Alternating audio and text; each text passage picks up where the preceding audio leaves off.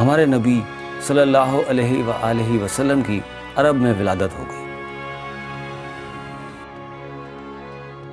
یہودی انتظار تو پہلے بھی کر رہے تھے، لیکن جب یہ خبر ان تک پہنچی تو وہ شدید ناراض ہوئے کہ جب تمام نبی، تمام انبیاء کرام حضرت اسحاق علیہ السلام سے ہیں تو آخری نبی حضرت اسماعیل سے کیوں ہیں؟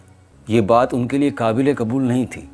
تو انہوں نے ہمارے نبی صلی اللہ علیہ وآلہ وسلم کی نبوت سے انکار کر دیا۔ مسجد اقصیٰ، ہیکل سلیمانی مسلمانوں کے لیے بھی انبیاء کی نشانی ہے۔ اسلام کے آغاز میں یہودیوں کو قائل کرنے کے لیے ہی مسلمانوں نے قبلہ اول یعنی بیت المقدس کی طرف منہ کر کے نماز ادا کرنا شروع کی، کیونکہ یہودی بھی اسی طرف منہ کر کے اپنی عبادت کیا کرتے تھے۔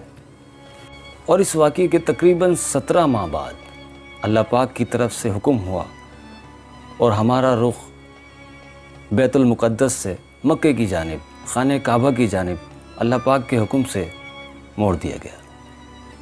لیکن اس بات سے مسلمانوں کے لیے بیت المقدس کی ویلیو کم نہیں ہوئی کہ وہ اللہ پاک کی طرف سے ہمارا پہلا قبلہ اول حضرت آدم اور حضرت ابراہیم کی تعمیر کردہ عبادت گاہ تھی۔